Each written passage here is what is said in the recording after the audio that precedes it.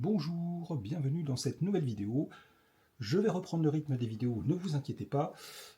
J'ai eu pas mal d'effets secondaires liés à mon traitement sous Xeloda, je vous ferai une vidéo à ce sujet. Et du coup, ça m'a un peu freiné parce que voilà, beaucoup de fatigue, des effets secondaires pieds-mains pas sympas. Je vous ferai une vidéo à ce sujet puisque ça peut être intéressant pour celles et ceux qui envisagent ce traitement.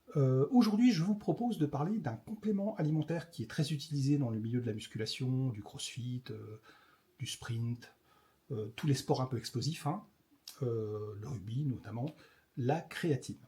Alors pourquoi je voulais vous parler de la créatine? Parce qu'en fait, la créatine est sujet à controverse, notamment sur ses implications potentielles dans le cancer, mais aussi sur les bienfaits potentiels qu'elle pourrait apporter pour les malades sous traitement.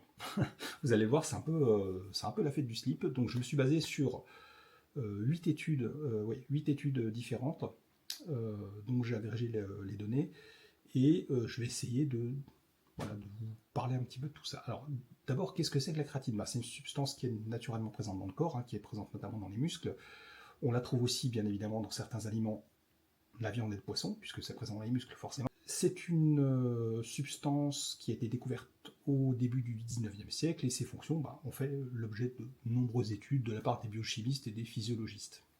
Alors, au niveau de nos muscles, la créatine, elle joue un rôle clé dans la production d'énergie, puisqu'en fait, surtout lors d'efforts brefs et intenses, puisqu'en fait, elle aide à régénérer une molécule dont je vous ai déjà parlé, l'ATP, l'adénosine triphosphate, qui est la principale source d'énergie de nos cellules musculaires notamment. Donc, il faut voir ça un peu comme une réserve d'énergie rapidement mobilisable pendant un sprint ou le soulèvement d'une charge lourde. C'est pour ça que c'est très utilisé dans les sports intenses, où ça demande de la puissance musculaire, et la créatine, lorsqu'on pratique la musculation, va favoriser la prise de masse musculaire, puisque au-delà de la régénération d'ATP, elle va permettre par exemple de faire 1, 2 ou 3 répétitions supplémentaires sur une série de mouvements, et donc c'est ce qui apporte en fait le bienfait au niveau de la pratique des sports à un certain niveau. Alors, la créatine, en fait, pour tous ses bienfaits, elle est devenue très populaire dans le milieu sportif au niveau des compléments alimentaires, puisqu'en fait, ça permet d'améliorer les performances et à augmenter, comme je vous le disais, la masse musculaire. Donc on la trouve sous différentes formes, sous forme liquide, sous forme de poudre ou sous forme de comprimé. Alors, qu'en est-il des risques qu'elle présente face au cancer? Alors, en fait, si on remonte un petit peu dans le temps, les premières études qui ont été faites à ce sujet, notamment en 2001, concernaient des inquiétudes qui soulevaient la possibilité que la créatine et son sous-produit, la créatinine, puissent être des précurseurs de composés potentiellement cancérigènes, qu'on appelle les HCA, c'est les amines hétérocycliques, qui se forment normalement, par exemple, lorsque vous faites cuire de la viande à haute température, donc on a des HCA qui se forment, et c'est des composés potentiellement cancérigènes. Vous savez que quand on fait cuire quelque chose, notamment, je vous donne l'exemple du barbecue, c'est connu, quelqu'un qui mange beaucoup de viande au barbecue, sur le long terme, c'est pas forcément très simple. Donc c'est l'Agence française de sécurité sanitaire des aliments qui, dans un avis de 2001, avait souligné qu'il existait des arguments expérimentaux préliminaires in vitro et in vivo sur des animaux qui suggéraient un potentiel effet cancérigène dans certaines conditions, notamment en présence de glucides simples et d'acides aminés. Alors c'est un peu flou, voilà, mais bon, ils ont considéré quand même que les études n'étaient pas suffisamment poussées pour en induire un risque de cancérigène potentiel à long terme. Il y a une autre étude, dans une base de données de la FDA américaine, donc la Food and Drug Administration, qui avait recensé un certain nombre d'effets indésirables déclarés suite à la consommation de produits contenant de la créatine, bien que, en fait, il y avait pas trop, on ne savait pas trop ce que les gens prenaient à côté. C'était des déclarations volontaires, donc forcément, moi je sais, je vous donne un exemple, j'ai pris ce qu'on appelle quand je faisais des préparations physiques, ça m'arrivait de prendre des boosters, j'ai vite arrêté parce que je ne les supporte pas. Ça m'empêche de dormir, même si je les prends le matin, j'ai le cœur qui s'emballe, c'est pas des produits pour moi, alors que chez d'autres personnes, ça pose aucun problème. Donc là, c'est un peu pareil, il y a des personnes qui avaient, sur la base de déclarations volontaires, dit que la créatine, ça leur provoquait tel ou tel effet secondaire. Alors, si on se rapproche un peu plus dans le temps, il y a une étude publiée en 2015, alors je vous mettrai toutes mes sources dans le descriptif de la vidéo YouTube, qui a spécifiquement étudié l'impact de la créatine, donc la supplémentation de créatine, à différentes doses sur la formation des HCA, donc les amines hétérocycliques, chez des humains sains. Donc cette étude a démontré qu'il n'y avait pas d'augmentation de la formation de ces composés potentiellement cancérigènes, qu'elle soit prise de manière ponctuelle ou sur une période d'1 mois. Et donc du coup, ça a remis en cause les premiers doutes qu'on avait sur les premières études qui dataient de 14 ans avant, sur l'idée que la créatine pourrait augmenter les risques de cancer, voilà, en stimulant la formation de mutagènes. Alors, il y a quand même un cas de figure, une étude qui a soulevé qu'il y avait peut-être un risque accru de cancer des cellules germinales testiculaires, donc cancer des testicules, par la prise de produits contenant de la créatine, sauf que l'étude, en fait, il n'y avait pas de contrôle sur l'utilisation d'autres substances, et je pense notamment aux stéroïdes anabolisants, qui, eux, sont des facteurs avérés de cancer des testicules. Voilà, ça c'est une autre étude qui, en fait, ils ont vu que les gens prenaient de la créatine, qu'il y avait un risque accru de cancer des testicules, sauf que le problème c'est qu'ils n'ont pas trop regardé ce que les gens, les personnes témoins en fait prenaient à côté comme autre substance. Donc c'est un peu difficile de dire,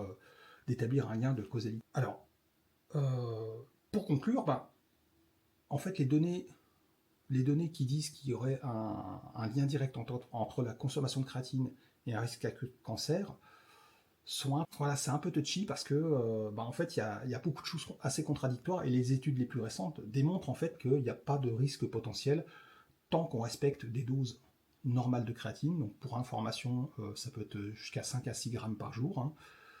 Moi j'en ai pris quand je faisais des préparations physiques. Alors je n'en prends plus actuellement parce que j'en vois pas l'intérêt, je fais pas de sport à haut niveau, donc je ne fais plus de sport au niveau, donc ça n'a plus d'intérêt. Mais j'en ai pris et c'était toujours sur des périodes relativement courtes, hein, 1 mois, 2 mois, dans le cadre d'une préparation physique par exemple. Par contre, je n'en prenais pas à longueur d'année. Je connais des personnes qui en prennent à longueur d'année à des doses relativement faibles, ça ne pose pas de problème a priori. Qu'en est-il des avantages de la créatine face au cancer? Ça, c'est une autre question qu'on peut se poser. Et bien en fait, il y a des recherches qui ont été menées sur les effets potentiels de la créatine dans le contexte du cancer. Et notamment, elles ont suggéré des effets anticancéreux potentiels, même si il n'y a pas trop de détails sur, en tout cas sur les sources d'informations que j'ai trouvées. Alors par contre, il y a une autre application qui est assez intéressante pour les personnes qui sont sous chimiothérapie ou d'autres traitements, hein, qui induisent une perte de masse musculaire, puisqu'en fait il y a une étude qui a été menée in vivo, alors c'était sur des rats porteurs de tumeurs, et qui ont montré que la supplémentation en créatine pouvait prévenir la perte de masse musculaire. Donc ça, c'est un des effets du cancer, hein, et ça, elle le faisait en atténuant l'inflammation et la dégradation des protéines dans le corps. Donc ça pourrait être intéressant, en fait, d'envisager, si vous avez une forte perte de masse musculaire dans le cadre du cancer, d'envisager avec, par exemple, le pharmacien du centre de cancérologie où vous êtes suivi, voir si la complémentation en créatine pourrait vous limiter cette perte de masse musculaire. Puisque là, les études, en tout cas, il y a une étude qui a démontré que ça pouvait être favorable. Une autre étude a montré que le métabolisme de la créatine est lié à la biologie du cancer, et notamment, donc on a, ça c'est ce que je vous parlais auparavant, en fait, il y a une revue qui a abordé le fait que l'utilisation de créatine pouvait être utilisée comme adjuvant dans la thérapie anticancéreuse. Mais là encore, c'est des études préliminaires. Donc en gros, qu'est-ce que ça veut dire? Ça veut dire que la créatine pourrait améliorer en fait l'efficacité de certains traitements. Ça, j'ai pas trop de détails dans les sources que j'ai trouvées, donc il est trop tôt à mon sens pour en conclure des avantages certains dans le fait que ça pourrait augmenter l'efficacité des traitements. Et c'est des études qui sont en cours d'approfondissement. En conclusion, puisqu'il faut bien en arriver là, il n'y a pas de risque réellement avéré dans la prise de créatine par rapport au cancer, puisque comme je vous l'ai dit, en fait, les seuls cas de figure, en fait, ça concernait des personnes qui prenaient d'autres produits à côté, et notamment potentiellement des stéroïdes anabolisants. Et par contre, ça peut être un allié intéressant si vous êtes sujet à une forte perte de masse musculaire. Donc dans tous les cas, de toute façon, il faut vous référer aux professionnels de santé qui vous suivent pour savoir si la complémentation en créatine pourrait être déjà compatible avec votre traitement et améliorer en fait votre état physiologique et notamment au niveau de la masse musculaire. Voilà, dans tous les cas, quel que soit le complément, toujours demander au pharmacien du centre d'oncologie où vous êtes suivi. C'est la règle numéro 1 à suivre, hein, quoi qu'il en soit. J'espère que cette vidéo vous a plu. Je vais en enchaîner plusieurs, je parlerai de pas mal de sujets dans les jours, semaines à venir. N'hésitez pas à vous abonner si vous ne l'êtes pas, et puis à très bientôt.